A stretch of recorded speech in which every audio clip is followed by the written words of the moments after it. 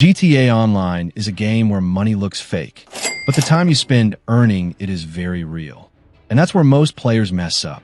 Because GTA Online doesn't punish you for being bad at shooting. It doesn't punish you for losing missions. It punishes you for spending money the wrong way. You grind for hours.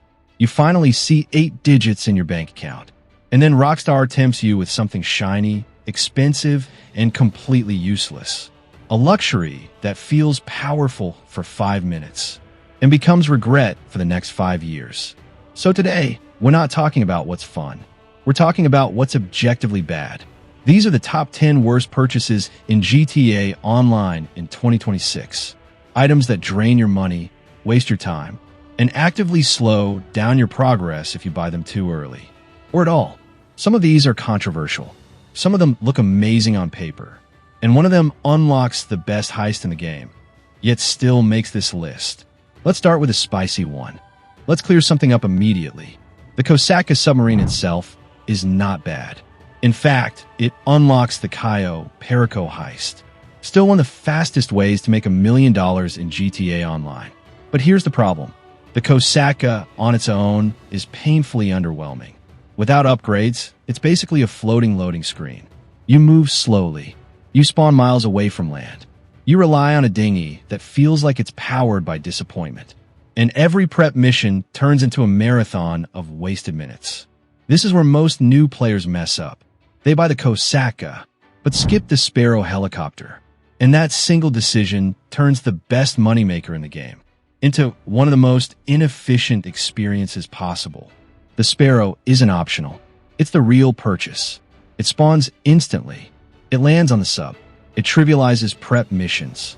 Without it, you're doing Cayo the hard way. And yes, that makes the Kosaka a bad purchase until it's properly upgraded. Buy the Kosaka, but if you can't afford the Sparrow too, wait.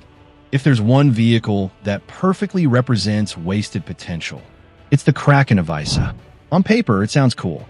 A compact submarine, underwater exploration, secret caches.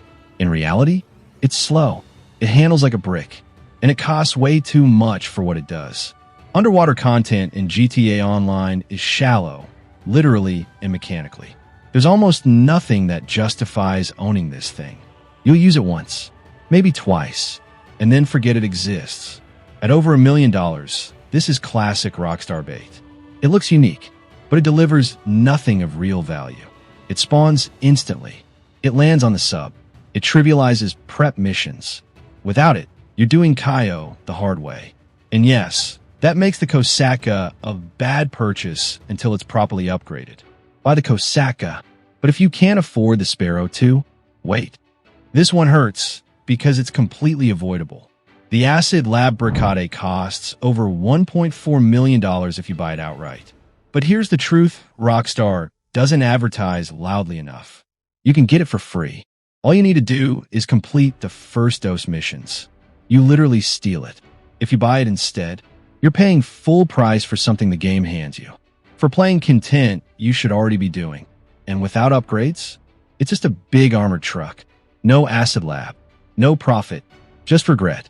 Buying this is the definition of burning money. This business has been bad for years. And in 2026, it's still bad, even with production boosts. Even with updates, even with wishful thinking.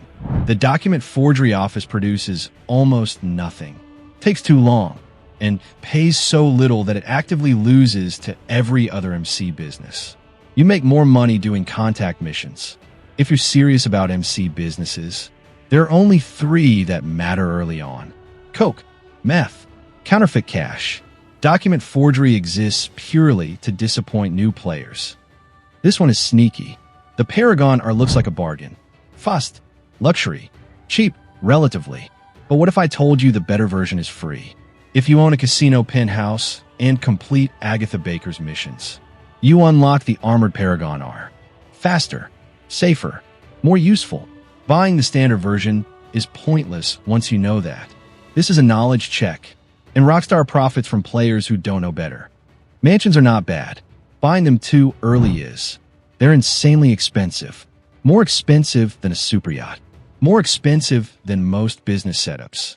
And while they do have powerful features, like the production speed boost, none of that matters if you don't own core businesses yet. A mansion with no businesses backing it is just a very expensive spawn point. If you're sitting under $15 to $20 million and still building your empire, this is not where your money should go. Crate grinding is already boring. Doing it inefficiently makes it worse. Small warehouses cap out quickly and pay less per crate than large ones. The game literally rewards patience and scale. 2 large warehouses will outperform 5 small ones. Every single time, buying small warehouses feels cheaper, but costs you more in the long run. Once revolutionary, now outdated. The arcade MCT used to be king, but now, the Terabyte and Mansion terminals do everything better, spending millions on old convenience tech, when better mobile options exist. Is classic GTA Online inefficiency. The nightclub is amazing, only if you already own MC businesses, bunker, cargo, or hangar. Without those, it's slow, it's underwhelming, and it takes forever to pay itself off. Buying it too early is like buying a warehouse with nothing to store. This is the silent killer. Cheap locations look smart until you realize every mission sends you back to the city. Driving across the map again and again and again is the real cost. Time is money, and bad locations steal both. 1. Not expensive doesn't mean useful. 2. Timing matters more than hype. 3. Knowledge, service million. GTA Online isn't about grinding harder. It's about spending smarter.